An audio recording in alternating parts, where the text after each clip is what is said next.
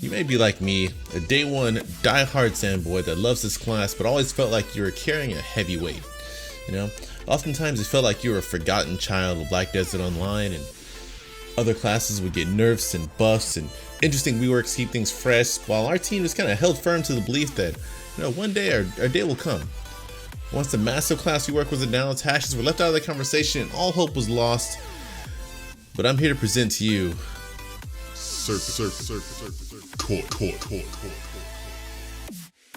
What's up, Sandboys? Brutal Gladiator here, also known as the Easy Life, here to give you an idea of what I believe the future of Awakened Hash PvE is going to be. Also, I want to go ahead and showcase how Hash PvE flows, as well as how godlike it feels to use Serpent Coil in PvE. So I do want to know that this is all day one knowledge and nothing is set in stone, so this is just a template for you to start theory crafting and pushing Hash PvE to the next level. So let's go ahead and start with the add-ons. So firstly, I went with 3% accuracy and 50 bleed on Ridge. Although I don't use it for PvE, I still think it's great the PvP combo. Second, Sin Splitter with 4 evasion and 7 casting speed. Again, this is more towards the PvE side of things, or PvP side of things. However, this does let you pull a little bit faster. Third, Ensnaring Sands with the attack speed reduction and MP regen. The buff to Ensnaring Sands is now a real threat in PvP, so the reduced attack speed just expands on that. And also, the MP regen on Ensnaring Sands is amazing. It's really, really good. And a full Ensnaring Sands on a pack of mobs can net you with a full mana bar, so it's one of my favorite add-ons right now. Fourth, Dune Slash is a classic minus DP and evasion rate, nothing new here. Crown Kick with 30 monster damage and 5 crit rate. This whole rotation is built around that 5 crit rate, so it's mandatory for my playstyle.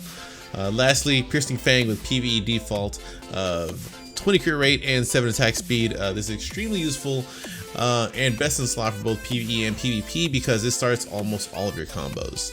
So these add-ons are very similar to what was used before the patch, so no need to look into that or look for something new in this area because everything still works relatively the same here.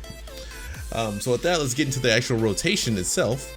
I went with Silent Breach from the hotkey for positioning, Piercing Fang, Crown Kick, Dune Slash, and Dune Strike, all to buff yourself and debuff the pack you're fighting. Then from here you can choose from 2 of any of your 4 enders. Your 4 enders are being Serpent Coil, Ensnaring Sands, Descent, or Prophecy Blade. All while using Condemnation on cooldown, of course. So I personally prefer Serpent Coil into Prophecy Blade in the first pack, and then Ensnaring Sands, Condemnation into Descent on the next pack. All these flow very well together and you'll never run into any cooldown issues. And with an add-on for mana on Ensnaring Sands, I really have to think about mana, so it's almost mindless.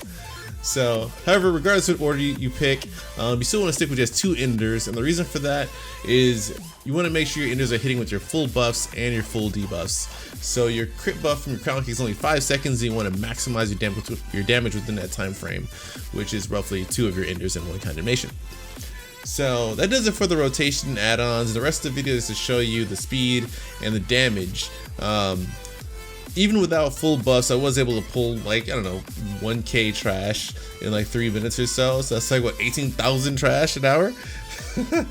I'm sure it could be increased in a better rotation or more buffs, but look, that sounds like content for the next video.